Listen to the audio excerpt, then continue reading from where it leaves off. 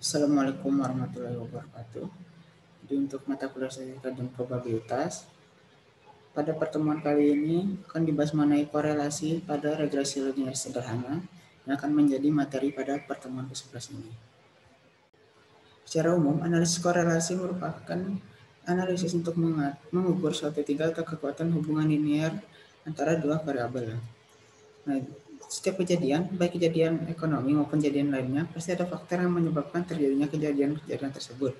Nah, misalnya pada contoh bidang teknik sipil transportasi, salah satu contohnya itu meningkatnya volume lalu lintas di suatu ruas jalan. Nah, di mana pada kejadian ini banyak sekali faktor-faktor yang dapat mempengaruhinya, sehingga bisa disimpulkan bahwa antara kejadian yang satu dengan yang lainnya harus ada hubungan yang bisa dianalisa. Kejadian dapat dinyatakan dengan perubahan nilai variabel. Misalnya ada dua variabel dalam regresi linear sederhana ini ada dua variabel, ada variabel x dan y.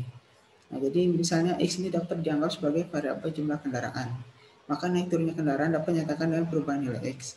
Nah, nilai y ini dianggap sebagai variabel volume lalu lintas. Jadi naik turunnya volume lalu lintas dapat dinyatakan dengan perubahan nilai y.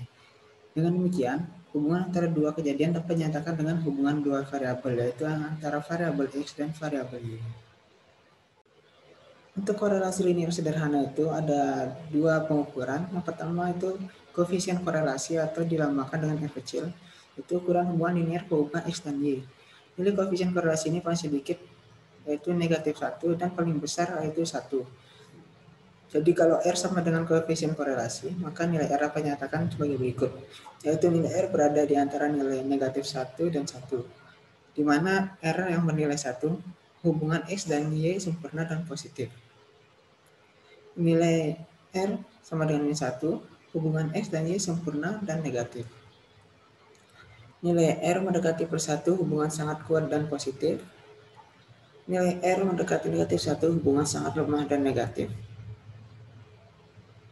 R sama dengan 0, hubungan X dan Y ini lemah sekali atau tidak ada hubungan sama sekali.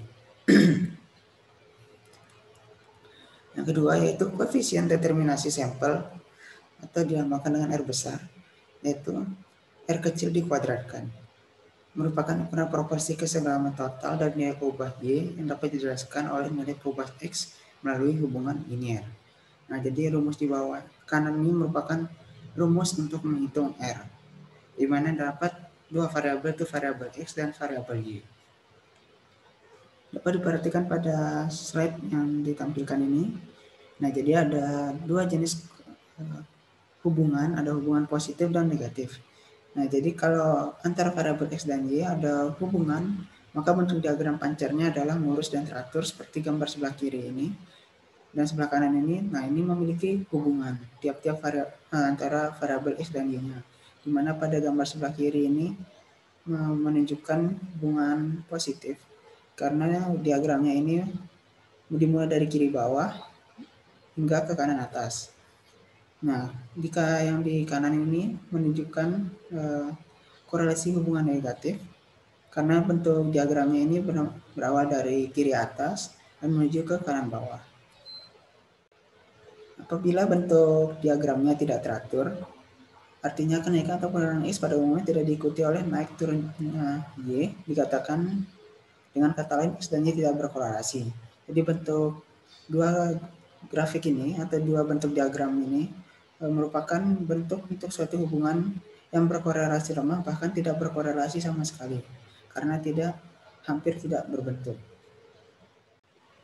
Kemudian ada yang dinamakan dengan korelasi rang atau peringkat, yaitu indeks angka-angka yang dipakai untuk mengukur keeratan atau erat tidaknya korelasi antara dua variabel berdasarkan atas ranking atau tingkatan.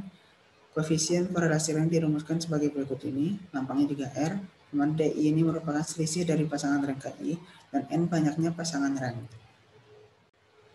Kemudian untuk interpretasi koefisien korelasi, nah dibagi menjadi 5 skala. Jadi dimulai dari R sama dengan 0 atau hingga R sama dengan 1. Jadi ada interpretasi sangat rendah, sedang, kuat, hingga sangat kuat.